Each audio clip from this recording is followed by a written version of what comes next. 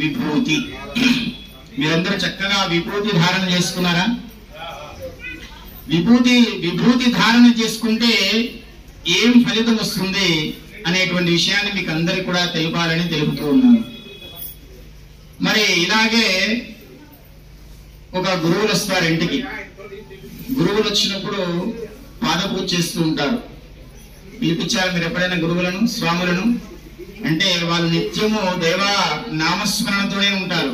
సన్యాసాస్త్రం తీసుకుని ఉంటారు. వాళ్ళు గురువులు అన్నమాట. మన అజ్ఞానాన్ని తొలగించి జ్ఞానాన్ని నింపే వాళ్ళే గురువులు. మరి అలాంటి గురు పాద పూజ కావచ్చు, ఎక్కడైనా శివాలయంలో పూజ కావచ్చు, ఏ పూజ అయినా సరే మరి ఒక రోజు ఏం చేస్తారు, గురువు గారు పాద పూజ చేస్తూ ఉంటారు.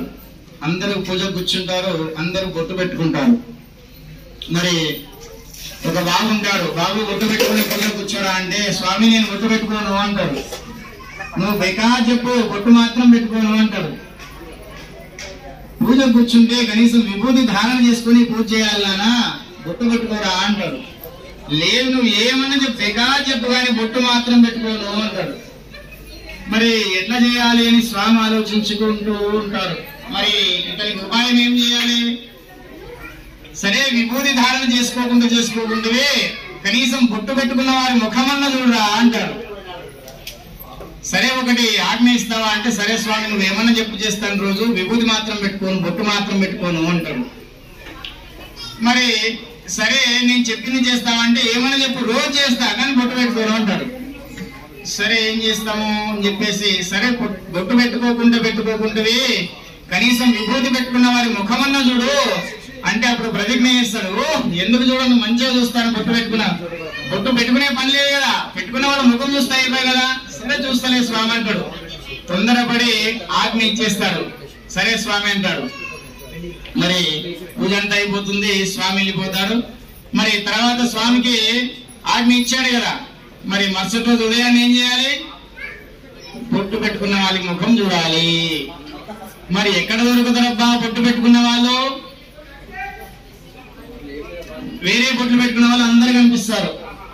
తిలకాలు, టిక్లీలు, రకరకాలుగా మార్కెట్ దొరికేవి అన్ని పెట్టుకునే వాళ్ళు దొరుకుతారు. ముఖానికి అన్ని రకరకాలు పూసుకునే వాళ్ళు దొరుకుతారు. బొట్టు పెట్టుకునే వాళ్ళు దొరకరు. ఎక్కడ దొరకాలా అని అప్పుడు చింత పడుతుంది. అరే స్వామి ఒక నిమిషం కూడా బొట్టు పెట్టుకుని ఇంకా అయిపోతుందా, పెట్టుకున్న వాళ్ళు దొరకాలంటే ఇంత కష్టం ఉంది అని అప్పుడు ఆలోచిస్తాడు. మరుసటి రోజు చూస్తాడు, ఎక్కడా దొరకరు. మరి హైదరాబాద్ లో ఉంటే అసలే దొరకరు. ఎందుకంటే బొట్టు అలా అయిపోయింది అనమాట. మరి విభూతి పెట్టుకున్న వాళ్ళ ముఖం చూడాలని చెప్పారు. స్వామికి ఆజ్ఞ ఇచ్చినా ఎలా చేయాలి? ఆజ్ఞ మీరకూడదు, గురు ఆజ్ఞ ఎప్పుడు మీరకూడదు. గురువు ఏం చెప్తే అది ఓకే శిరసా వహించాలి. సరే అని చెప్పి ప్రయత్నం చేస్తే ఎవరు దొరకరు. మరి వాళ్ళ వీధిలోనే ఒక అయ్యగారు ఉంటాడు. పూర్వకాలంలో ఒక రైతు ఉండేవాడు. మరి ఆ రైతు ఏం చేసేవాడు, రోజు స్నానం చేసి విభూతి ధారణ చేసుకుని పొలం పనికి వెళ్ళేవాడు. అంటే ఇక్కడ పొలం పని ఎవరు చేసేవాళ్ళు లేరు. కానీ మరి ఈ కథలో మరి అతను రోజు కూడా బొట్టు పెట్టుకొని పొలానికి వెళ్ళేవాడు.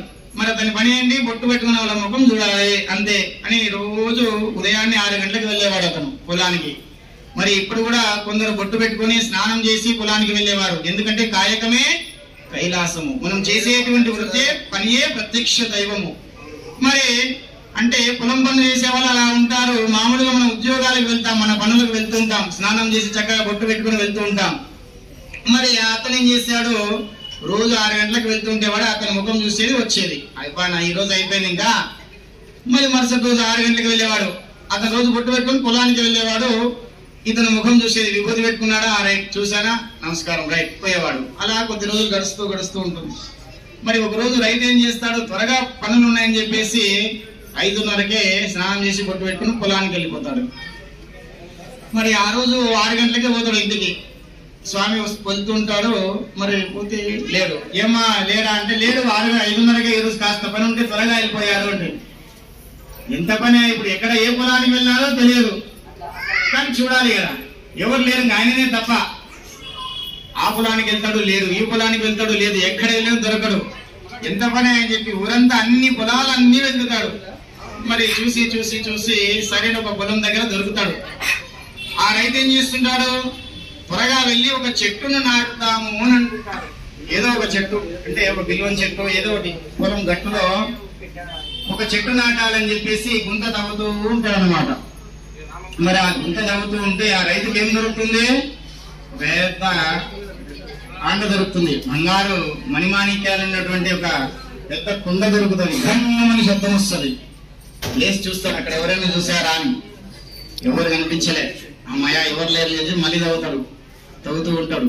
మీకు ఎవరైనా దొరికితే ఏమన్నా అందరికి చెప్తారా, ప్రచారం చేస్తారా? అబ్బే ఎవరు చేయరు.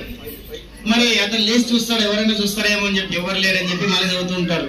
కొద్దిసేపులకి ఎవరు ఇక్కడ వస్తాడు, విభూతి పెట్టుకున్న వాళ్ళ ముఖం చూడాలి కదా. వస్తాడు, అక్కడ కనుచూపు మేరలో ఆయన తవ్వుతుంటాడు, ఈయన చూస్తాడు. మళ్ళీ ఆయన తవ్వుకుంటూ ఒక్కసారి ఇలా లేచి చూస్తాడు, ఇతను కనిపిస్తాడు. అబ్బా చూసే కదా ఏం చేయాలా అని అనుకుంటాడు. మరి ఇతనేమనుకుంటాడు? విభూతి పెట్టుకున్నాను, ముఖం చూసినా చాలు అని చెప్పేసి ఇతను అనుకుంటాడు. చూశాను అంటాడు. ఈ రైతు